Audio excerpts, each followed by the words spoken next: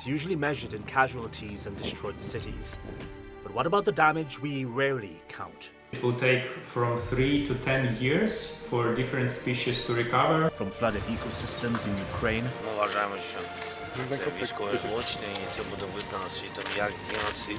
to burning oil infrastructure and toxic smoke in the Middle East, the environmental footprint of war is becoming harder to ignore. If you look at the evidence and, for instance, the front lines of World War I, the landscape is still significantly impacted. And some argue the environmental cost of war goes even deeper, tied to the global fossil fuel system and enormous energy demands of modern militaries. What blew my mind the most is realizing just the maintenance of the military arsenal alone will poison and scar habitats for generations. Just 2 degrees is on. Now, it's a very short-sighted kind of collective suicide that the global elite and ruling class are imposing on the rest of the planet.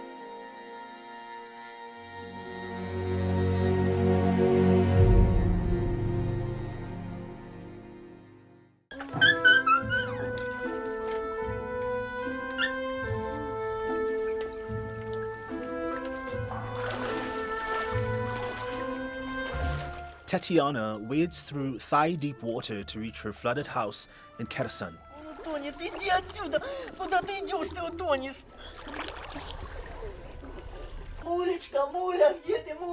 Inside, she calls for her other pets, her voice echoing through dark, rising water. She finds them trapped in a closed room. They're alive. Her story is one of thousands after the Kakhovka Dam collapsed in June 2023, unleashing massive floodwaters across southern Ukraine, a humanitarian disaster and an environmental one. Все вместе, и то, и то. Мы к выстрелам уже как-то привыкли, а это стихийное такое, это вообще кошмар. And this came just 1 year after Russia's full-scale invasion began. 4 years on, this war is more than a military story, but also one about power, territory, and security. And also what happens when modern warfare collides with farmlands, rivers, factories, forests, because when missiles land, they can change ecosystems for decades. Russia launched its full-scale invasion on February 24th, 2022. Moscow framed it as a security move, saying NATO expansion threatened Russia and claiming it needed to demilitarize and denazify Ukraine. Ее цель – защита людей, которые на протяжении 8 лет подвергаются издевательствам, геноциду со стороны киевского режима. Kiev and its allies rejected that narrative, calling it an unprovoked invasion aimed at dominating a sovereign neighbor.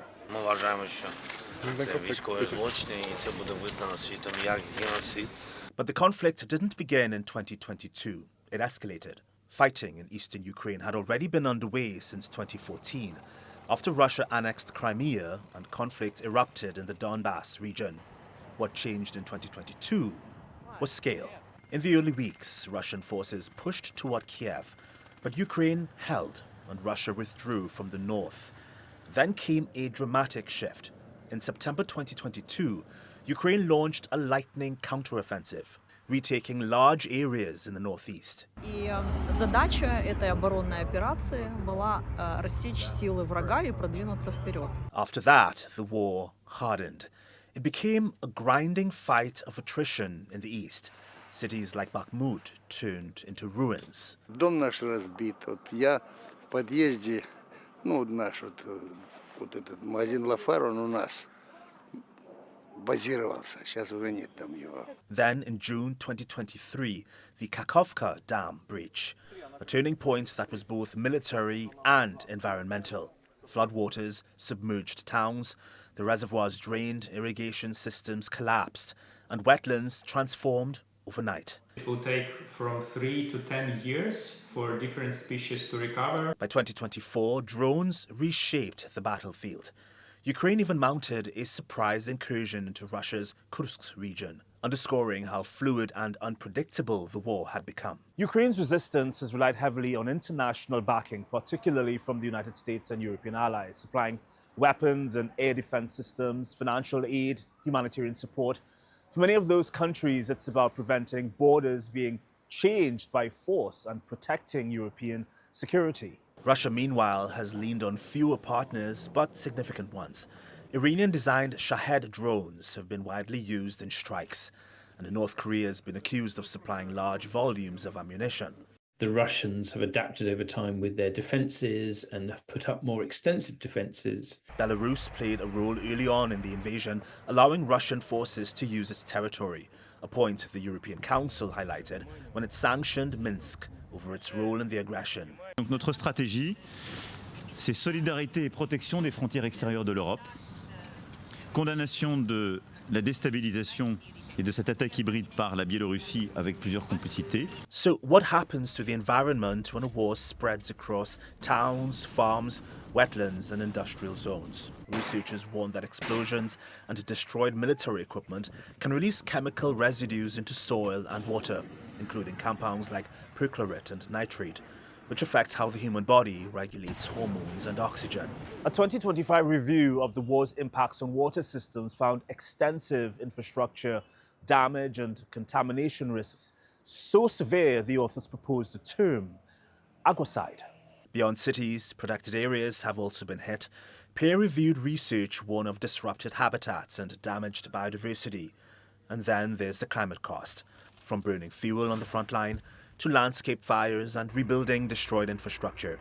One major assessment, tracking the greenhouse gas footprint of the war, estimates tens of millions of tons of CO2 equivalent emissions linked to military operations and rebuilding after the first 3 years. I remember when the war began, energy prices surged and major oil companies collectively earned hundreds of billions in profits in the following years. One, do you think some of those windfall profits should be redirected to Ukraine's reconstruction? And secondly, when rebuilding does begin, is Ukraine likely to get locked into more fossil fuel infrastructure?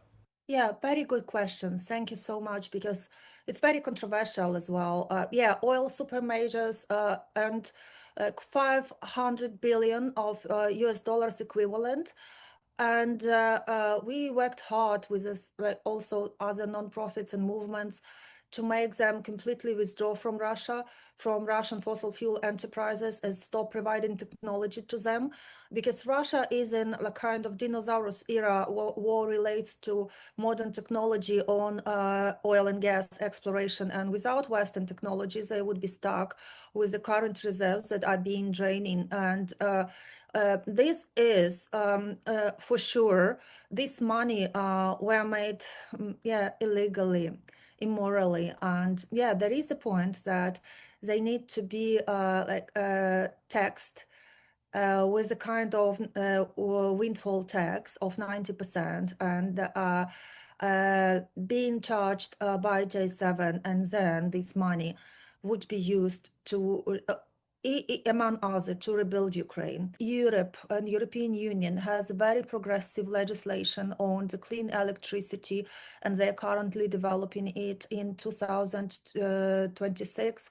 There has to be 5 main legislative acts that will green light the clean electricity, and are hopeful to lower the price of 1 kilowatt of electricity. So we are hopeful that when Ukraine accesses the European Union as a full member, we will be able to also adapt their energy policies.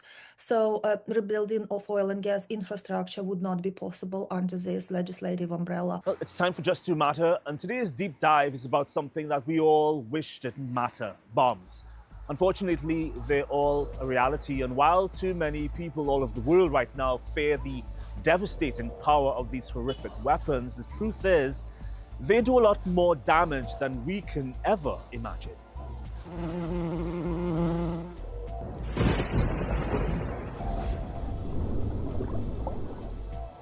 Most conventional bombs rely on high explosives like RDX, HMX, or TNT. Unstable chemical mixtures designed to release huge amounts of energy in a split second. When triggered, they convert solid materials into superheated gas almost instantly. That sudden expansion is the explosion. That blast creates a shockwave moving faster than the speed of sound. It's that pressure wave that can rupture lungs and shatter windows hundreds of meters away. Our body isn't built for that kind of force. But the explosion isn't the only danger. Bomb casings are often steel. When they detonate, that steel becomes shrapnel, fragments flying at several thousand meters per second. If they don't kill, maim, or destroy, they get buried in the ground.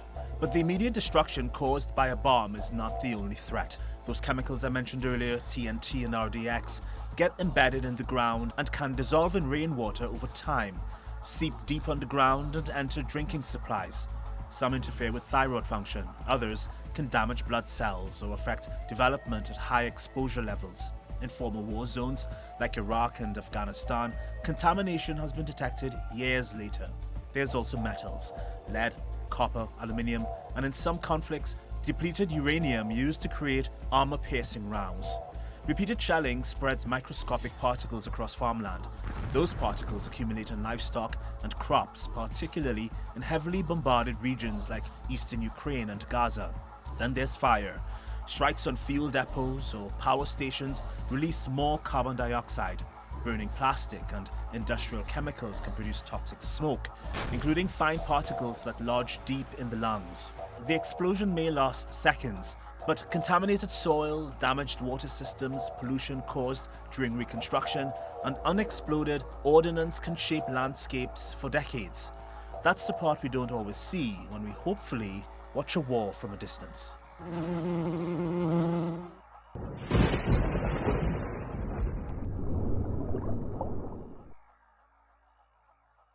Generally, when we hear about war in the news, we hear about how many people have been killed, how many people have been displaced, and how many homes were destroyed. We're rarely informed about the carbon levels or the parts of the environment that take years to recover. So let's look at the climate of war, the pollution, and the long trail of environmental damage that often outlasts the fighting itself. Stand by, we got an incoming Scud. In 1991, as Iraqi forces retreated from Kuwait during the Gulf War, they set fire to hundreds of oil wells. For months, thick black smoke darkened the desert sky. Around 600 wells burned, spewing oil across the landscape and sending plumes of soot and greenhouse gases into the atmosphere. It became one of the largest man-made environmental disasters in modern history. Oil lakes poisoned soil, killed wildlife, and groundwater was contaminated for years. But the climate cost of war isn't limited to burning oil fields. Researchers from the Costs of War project at Brown University estimate that U.S. military operations linked to the war on terror, including Iraq and Afghanistan, produced more than 1.2 billion tons of carbon dioxide equivalent emissions between 2001 and 2017. That's roughly comparable to the annual emissions of a major industrial country like Japan. And that estimate doesn't even include the emissions from rebuilding after the wars. And according to research, that kind of environmental damage is far from rare. A 2025 study by researchers led by Florian Krampe, who I'll speak to in a minute, analyzed conflicts around the world and found that countries experiencing war often see a significant drop in environmental performance, from pollution levels to ecosystem health. In many cases, the damage can last 20 to 30 years after the war ends. I don't think it's surprising because if you look at the evidence and, for instance, the front lines of World War I, you see till today the impacts that the war had, that the bombings of the area, the grenade impacts had. So the landscape is still significantly impacted. Yet one of the biggest environmental costs of war often goes uncounted. Military emissions are frequently missing or are inconsistently reported in global climate data. Some estimates suggest the military sector could account for around 5.5% of greenhouse gas emissions worldwide. But much of that isn't fully included in national climate reporting, which means a large part of warfare's footprint remains a blind spot. The war in Ukraine shows just how quickly those emissions can add up. Researchers tracking the conflict estimate it's produced more than 230 million tons of CO2 equivalent emissions since Russia started its invasion in 2022. That's comparable to the annual emissions of several European countries combined. Ukraine plans to seek around $44 billion in compensation for the climate damage linked to the war. We are trying to identify the legal approaches, legal mechanism, how we could make Russia accountable for all this damage. And in Gaza, one early academic analysis estimated the first 60 days of fighting produced about 281,000 tons of CO2 equivalent emissions. That's comparable to the annual emissions of more than 20 small countries. And later studies suggest the total climate impact of the war could exceed 30 million tons of emissions once destruction and reconstruction are taken into account. So there's really been a tactic to destroy cropland, to use chemical weapons, to really starve Palestinians and destroy cropland. I'm not only advocating for the environmental, rights and also environmental justice, but also the rights of the people who have long, dwell in the area. The emissions come from several sources: fuel burned by tanks, aircraft and supply convoys, fires triggered by shelling, and pollution released when bombs explode.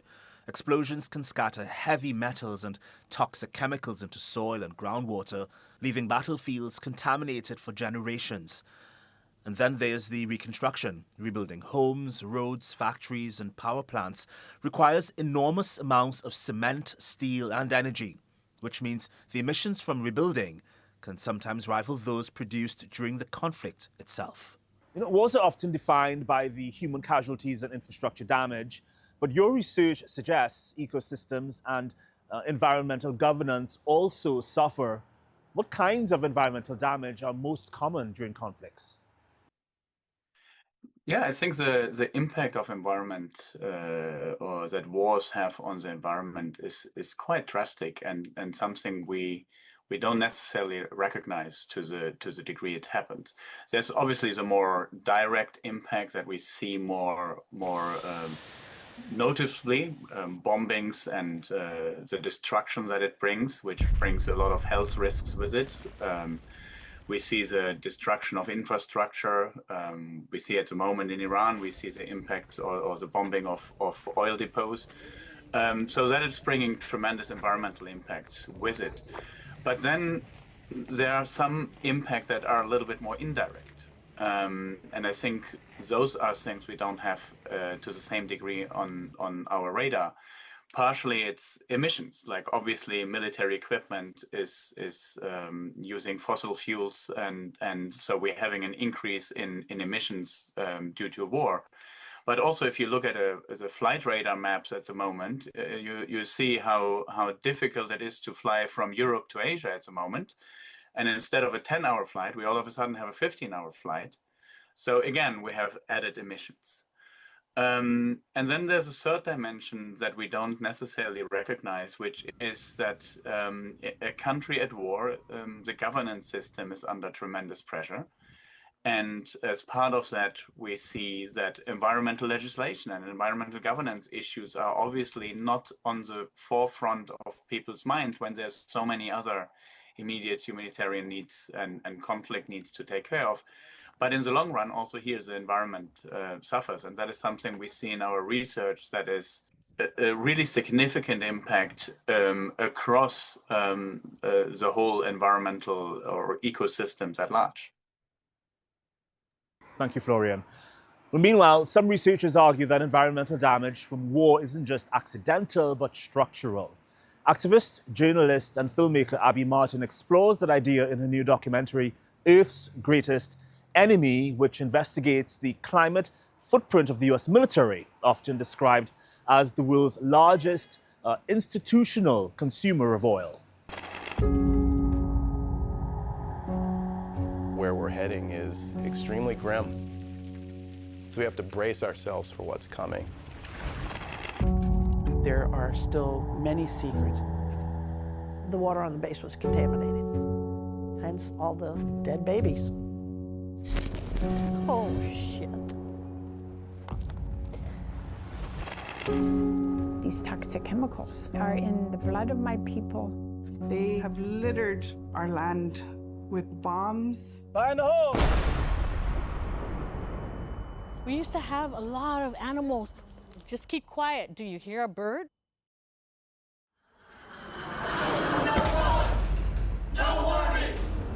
The United States military is the #1 polluter in the world. I have not authorized this. The military is untouchable. Let me take a look at the pictures that you take. They consider themselves above the law. They're filming us. The military being the single largest consumer of fossil fuels on the planet, how can they be given a free pass? The emissions from the military should be exempt. Do you agree with that? I want to say thank you to our National Guard. We must stop this violent death machine if we want to survive on this earth.